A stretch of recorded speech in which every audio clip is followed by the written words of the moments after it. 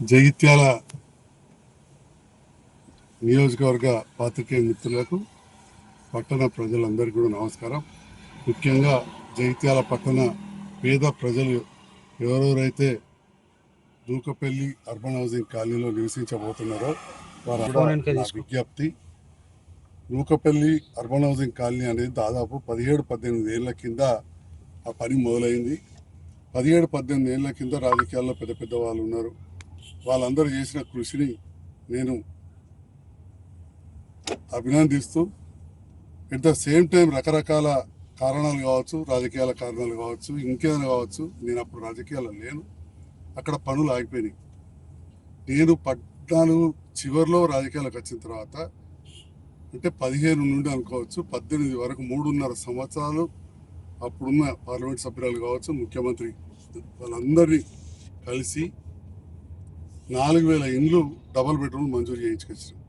వచ్చిన తర్వాత కాంట్రాక్టర్ వచ్చారు, ఫౌండేషన్ స్టోన్ వేసిండ్రు. ఆ ఫౌండేషన్ స్టోన్ మీద కూడా నా పేరు లేదు, ఎందుకంటే నేను అప్పటికి గెలవలే. వెనకాల ఉండి ప్రభుత్వంతో అప్పుడు కలిసి పనిచేస్తున్నాం కాబట్టి కేసీఆర్ గారి దగ్గరికి, కవితమ్మ దగ్గరికి వెళ్ళి మంజూరు వచ్చినాయి. కాంట్రాక్టర్ ఎక్కడో వచ్చిండ్రు, శిలాపలకాలు అయిపోయినాయి. నేను స్టేజ్ మీద కూడా పోలేదు. అసలు సంజయ్ కుమార్ అనేటోళ్ళు నేను అప్పుడు ఫ్లెక్సీలు కట్టినా, సంతోషపడ్డాం, అవన్నీ చేసినాం తప్ప అప్పుడు ఆహ్వానించిన కేటీఆర్ గారిని స్టేజ్ మీద కూడా పోలే. అంటే రాజకీయ పరంగా అక్కడ నేను ఎక్కడ కూడా ముందట్లేదు.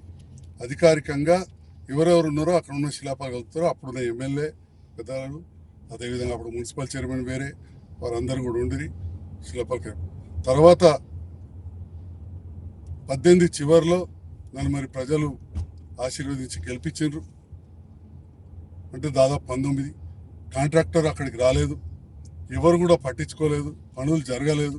అటువంటి సందర్భంలో నేను చాలామంది అధికారులతోటి, కాంట్రాక్టర్లతో మాట్లాడి, అప్పుడున్న ఇండ్ల మంత్రి ప్రశాంత్ రెడ్డి గారితో మాట్లాడి ఒప్పించి మెప్పించి అక్కడ కాంట్రాక్టర్లు తీసుకొచ్చి 4,000 ఇళ్ళు నిర్మాణం చేయడంలో, ఎట్లయితే ఇప్పుడు అందరు రాజకీయ నాయకులు మా హయాంలో ఆయన ఏం చెప్పుకుంటారు, మేము కాలేజ్ చేసామంటారు, ఇంకేదో చేయటం చేసామంటారు, అట్లా నేను ఎమ్మెల్యే అయిన కదే కాబట్టి నేను చేసిన అని చెప్పి నేను భావించుకుంటున్నా. నా వల్ల కూడా జరిగిందని.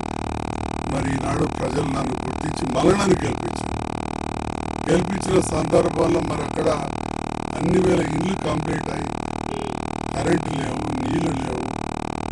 నేను అంతవరకు అప్పుడు ఎమ్మెల్యేగా 5 ఏళ్ళు ఉండేటి. అప్పుడప్పుడు కొందరు 10 ఏళ్ళు రాజ్యం వెళ్ళినట్టు, రాజ్యం ఏళ్ళు కాదు, ఓడిపోయి ఉన్నా చేతులు కట్టుకుని నిలబడుతుంటే ఎప్పుడో 1-2 సార్లు స్టేజ్ మీదకి అధికారులతో అక్కడ నాయకులతో మాట్లాడడానికి వెళ్తే పక్కన కూర్చొని 5 నిమిషాలు మాట్లాడితే తప్ప స్టేజీల మీద అధికారికంగా నేను స్పీచ్లు కూడా ఇవ్వలేదు. కాబట్టి నేను ఉన్నది 5 ఏళ్లలో 2 సంవత్సరాలు కరోనా, 5 ఏళ్లలో 2 సంవత్సరాలు కరోనా. అటువంటి సందర్భంలో పూర్తయినాయి. మౌలిక వసతులు లేకుండా, అంటే వాటికి నీళ్లు లేవు, కరెంటు లేదు, సెప్టిక్ ట్యాంక్ లేదు, పైకానకు సగపోతే బయటకు పోయేందుకు. అవన్నీ కూడా కొత్త ప్రభుత్వం వచ్చిన తర్వాత ముఖ్యమంత్రి రేవంత్ రెడ్డి గారిని కలిసి అంతకుముందు చేసిన కాంట్రాక్టర్కు కొన్ని నిధులు వచ్చేటి ఉంటే అవి కూడా రిలీజ్ చేయమని కోరి ఉన్న విషయం చెప్తాను. ఎందుకంటే పనిచేసినప్పుడు మనం తప్పకుండా కాంట్రాక్ట్ రాసిస్తాడు, ఎవరు చేసి ఆ నిధులు కూడా ఈ ప్రభుత్వం వచ్చిన తర్వాత మంజూరు చేయించుకొని మొన్న 34 కోట్ల రూపాయలు తీసుకొచ్చి సరస్వతి టెంపుల్ మీద 14 లక్షల లీటర్ల ట్యాంకు కట్టినాం. అదేవిధంగా ఇంటింటికి సెప్టిక్ ట్యాంకులు కట్టినాం, కరెంట్ ఇచ్చినాం. ఇవన్నీ కూడా జరిగిన తర్వాత ముఖ్యమంత్రి గారిని వెళ్ళి కలిసినాను. మళ్ళీ సార్, జగిత్యాల పట్టణంలో అది అన్నిటికంటే పెద్దది, మన తెలంగాణలోనే అన్నిళ్ళు ఎక్కడ కట్టలేదు డబుల్ బెడ్రూమ్లు. కానీ అక్కడ ఒక స్కూల్ లేదు, దవాఖాన లేదు, రోడ్లు లేవు, కరెంటు లేదు, పోలీస్ స్టేషన్, ఇట్లా చాలా ఒక పట్టణానికి అవసరం ఉండే అన్ని కావాలంటే రాష్ట్రంలో 141 మున్సిపాలిటీలు ఉంటే ఇట్లా కొత్తగా నూకపల్లి కలిపిన వాటిల్లో లాగా వేరే గ్రామాలు కలిపితే వరంగల్ జిల్లాలో ఒకటి, రంగారెడ్డి జిల్లాలో ఒకటి ఇస్తూ మన మొత్తం ఉత్తర తెలంగాణలో జగిత్యాల మున్సిపాలిటీకి 20 కోట్ల రూపాయలు ఇచ్చారు ముఖ్యమంత్రి గారు కూడా తెలిపిన ఆ విషయం మీరు చూసుంటారు. మరి 20 కోట్ల రూపాయలు వచ్చిన తర్వాత వాటిని ఉపయోగించుకోవాలంటే అక్కడ స్కూల్ పెట్టాలి, దవాఖాన పెట్టాలి, బస్ స్టాండ్ కావాలి, రోడ్లు కావాలి అని చెప్పి అదంతా కూడా సర్వే చేయించి దాదాపు 200 ఎకరాలు అప్పుడు 2008లో కాంగ్రెస్ ప్రభుత్వం ఉన్నప్పుడు కొంత సేకరించి ఉంది, కొంత ప్రభుత్వం ఉన్నది. ఇక దాని గురించి పోదలుచుకోలేదు. 18 ఏళ్ళు అప్పటి నుంచి కూడా ఎంతోమంది నాయకులు ఉన్నారు. మరి వారు ఉండగా కూడా పూర్తి కాలేదు. ఇప్పుడు అక్కడ మౌలిక వసతులు అంటే రోడ్లు, డ్రైన్లు, ఇంకా దవాఖానా, బడి, బస్ స్టాండ్, ఒక పట్టణంకి ఎన్ని అవసరం ఉంటే అవన్నీ కూడా చేయాలి. శ్మశాన వాటికలు కావచ్చు, గుడి కావచ్చు, కమ్యూనిటీ హాల్ కావచ్చు, కళ్యాణ మండపం కావచ్చు, షాదిఖానా కావచ్చు, చర్చ్ కావచ్చు, ఇవన్నీ కూడా చేయాలి అనే ఆలోచనతోటి అధికారులతోటి నేను చర్చలు జరిపిన విషయం మీ మీడియా ద్వారా కూడా పేపర్లలో వచ్చింది.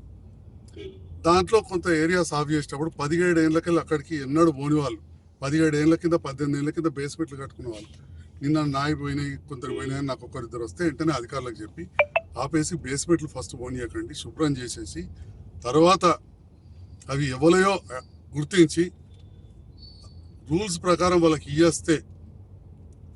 ఇచ్చి అప్పుడు చేద్దాము. వాస్తవానికి 2 నెలల్లో కట్టుకోకపోతే అది ఇందిరా మిల్లు రద్దు అనే కాయిదా ఉంది. 2 నెలలు కట్టుకోవాలి, ఎంత కట్టుకోవాలని లేదు కానీ 2 నెలలు కట్టుకోవాలని. 17 ఏళ్ళకెళ్ళి అక్కడ కాలు కూడా పెట్టలేదు. 17 ఏళ్ళు ఇడిచి పెడితే మనం మంచి కట్టుకునే ఇల్లే సగం కూలిపోతుంది. అట్లాంటిది అక్కడ ముళ్ళ కంపాలల్లో 17 ఏళ్ళకెళ్ళి ఇడిచిపెట్టిన ఇల్లు ఎంత బేస్మెంట్లు అన్ని కదిలిపోయి శిథిలావస్థల పాకురు బట్టి ఆ బేస్మెంట్లు అవన్నీ ఉన్నాయి. కానీ ఏది ఏమైనా పేదవాళ్ళది నష్టం జరగద్దు అని చెప్పి పేదవాళ్ళు అన్ని వర్గాల వారితో గెలిచిన నేను తప్పకుండా ఆ రకంగా ఆలోచిస్తా. అలా నా స్వార్థం ఏం లేదు. పేదవాళ్ళకు అన్ని వసతులు చేయాలని చెప్పి మరి గతంలో తీసుకురాలేదు, నేను తీసుకొచ్చిన. అప్పుడెప్పుడో 2008లో మొదలుపెట్టింది, సంతోషం 2008. కానీ ఆ తర్వాత 2009 నుంచి 14 వరకు ఎవరైతే అప్పుడు శిలాపలకాలు ఇచ్చారో మంజూరు తెచ్చారో వాళ్ళ ప్రభుత్వం ఉండే 5 ఏళ్ళు పట్టించుకోలే. అదేవిధంగా అక్కడ 100 ఫీట్ల రోడ్ అని చెప్పి అదే శిలాపలకం ఉంది, దాత అని చెప్పి ముత్యారెడ్డి గారని. మరి ఆ 100 ఫీట్ల రోడ్ అయిపోయింది, కాయిదాలు లేవు. మరి వాటన్నిటి నేను ఎప్పుడు కూడా పెద్ద రాజకీయాలు చేయలేదు. కానీ ఈరోజు అలాంటి కార్యక్రమాలు ఆపడానికి కొంతమంది ప్రయత్నిస్తున్నట్టు నాకు తెలిసి నేను పాత్రికేయ మిత్రుల ద్వారా ప్రజలకు తెలియజేస్తున్న, జగిత్యాల ప్రజలకు కావచ్చు, పేద వర్గాలు కావచ్చు, మా పాత్రికేయ మిత్రులకు, ఇది పేద ప్రజల కోసం తీసుకున్న నిర్ణయం. ఒక నిర్ణయం తీసుకున్నప్పుడు తప్పకుండా కొన్ని ఒడిదొడుకులు ఉంటాయి. మనకి ఇవాళ ఎస్ఆర్ఎస్పి కాలువలు వచ్చినాయంటే 100 గ్రామాలు పోయినాయి. ఇవాళ కాలువలు తవ్వినామంటే ఎంతోమంది భూములు ఊళ్ళలో పోతేనే కాలువలు వచ్చినాయి. ఎస్ఆర్ఎస్పి కాలువ భారత కాలువ. జగిత్యాల పట్టణానికి దరూరు, జగిత్యాల ప్రాంతానికి చెందిన ఎంతోమంది రైతులు భూములు ఇస్తేనే దరూరు క్యాంప్ ఏర్పడ్డది. దరూరు క్యాంప్ అనేది మొత్తం ప్రభుత్వ భూమి కాదు. అట్లా ఎప్పుడైనా కానీ కొన్నిసార్లు తప్ప దానికి కంపెన్సేషన్ తప్పకుండా వారికి నష్టపరిహారం ఇచ్చే కార్యక్రమం ఉంటుందని చెప్పి ఈ సందర్భంగా తెలియజేస్తూ, నేను అన్ని వర్గాల ప్రజలను, అందరు రాజకీయవేత్తలను నేను తప్పుగా అర్థం చేసుకుంటే పెద్ద మనిషిని కూడా నేను అందరినీ కోరుతా ఉన్నా. ఇక నీ పేరు తీస్తే వాడు తప్పు కావచ్చు. మాజీ మంత్రివర్యులు జగిత్యాల నుంచి ప్రాతినిధ్యం ఉన్నారు, ఒక్కరు కాకపోతే 4 ఉన్నారు జగిత్యాల నుంచి మంత్రివర్గ ప్రాతినిధ్యం వహించి ఇప్పటికీ రాజకీయాలు ఉన్నవారు ఉన్నారు. వారందరినీ కోరుతున్న యువకులను, మహిళామణులను, జగిత్యాల ప్రజలందరినీ కోరుతున్నారు, ఈ పట్టణం అభివృద్ధిలో సహకరించండి. గతంలో కూడా మాస్టర్ ప్లాన్ అప్పుడు చిన్న చిన్న పొరపాట్ల అధికారులు చేస్తే అట్లనే రద్దు చేస్తే ఇవాళ బైపాస్ రోడ్ ఇప్పుడు 100 ఫీట్లు తీసుకొచ్చింది, రద్దు అయిపోయింది. బైపాస్ రోడ్ మీద ఇప్పుడు సెంటర్కి వెళ్ళి 25-30 ఫీట్ల మీదనే బిల్డింగ్లు కట్టేస్తున్నారు, పర్మిషన్లు తీసుకుంటున్నారు. యావర్ రోడ్డు ఎంత ముఖ్యమో మనకు అదంతే ముఖ్యం. అది అప్పుడున్న కెనాలు, అది 100 ఫీట్లు తీసుకొచ్చింది కూడా అప్పుడు 2.5 సంవత్సరాల కింద క్యాన్సిల్ చేయించారు. మరి ఇట్లా మన పట్టణ అభివృద్ధిలో కలిసి పనిచేయాలి, అవసరం ఉంటే సూచనలు ఇవ్వాలి, కానీ అడ్డుపడొద్దని చెప్పి నేను మీడియా ద్వారా కోరుతున్నాను.